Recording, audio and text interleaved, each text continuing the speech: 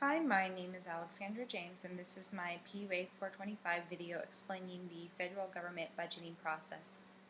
First, I'm going to explain the three main steps of the federal budgeting process. Then, I'm going to go back and give more detail on each of these steps. And finally, I'm going to explain some problems or special situations that can occur during the budgeting process. So the budgeting process can be broken into three main steps. Some resources will divide the steps into 5, 6, or even 10 steps because they can really be that complex. But the idealized version of the federal budgeting process really only includes three primary main steps. The first step is the President. So the President gives a detailed budget request to Congress by the first Monday in February.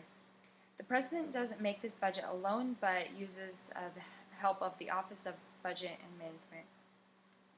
The second step is the congressional resolution, where the House and the Senate both have budget committees, and they each separately read the President's proposal and make changes. So each entity, that the House and the Senate, take their budgets to be voted on at the floor separately. This happens in each House, the Senate and the House.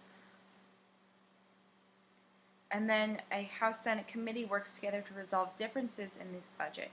The third step is enacting legislation. In this step, the President can either sign or veto the budget. These three steps are a really oversimplified version of what really happens during the federal budgeting process. At the first step, the President's proposal, it's more than just the President who creates the document. He or she really uses the help of the Office of Budget of Management, who have been gathering information and interviewing different departments and agencies even before the President was elected. Inauguration Day is on January 20th every 4 years, and the budget proposal from the President is due to Congress by the first Monday in February. Very frequently it's late, but ideally it should get there the first Monday in February. This means that there's only a matter of weeks after taking office that the President has to outline his or her priorities in budgeting and work with the Office of Management and Budget to create a proposal. And I think these proposals are really important because they outline what the President sees as important and they reflect the priorities of the President. The next step, the congressional resolution, is the most complex step, and it can really be broken down into two sub-steps. The first one is where the House and the Senate receive the presidential budget, and a committee from the House and the Senate, they write their own resolutions and send them to the floor of each, the House and the Senate, to be voted on.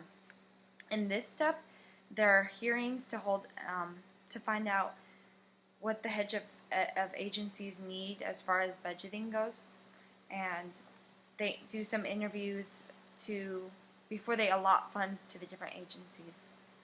These resolutions are broad and they're not very detailed documents. They only set the amounts for each agency. The resolutions from each entity, the House and the Senate, are then voted on. The budget resolutions can't create new taxes or spending, and they're not legally binding. They're due by April 15th, but like the President's proposal is frequently late, so is this.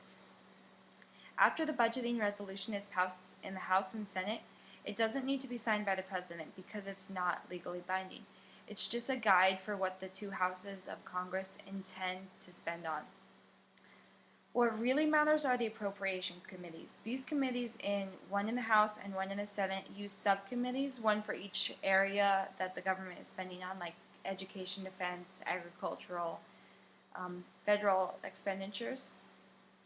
They set spending limits in different areas. So a conference committee gets together representing the House and Senate to create identical bills, and then they pass them in each house on the floor. These are the bills that are sent to the President, who can sign or veto them. The President signs each of the appropriation bills, so it's not one large document, but rather several documents, one for each area of spending. And then this sets spending and the budget into motion. So they don't have to be signed. The President can also veto them. There are many other factors that affect the federal budgeting process, like timelines, discretionary or mandatory spending, and lack of cooperation and shutdowns all affect how long or even if a budget is passed. The federal budgeting process ideally follows a linear order, but complications can occur at any step and turn it into a maze and send a bill back to step 1 or not pass at all. And this was my video. I hope you enjoyed it.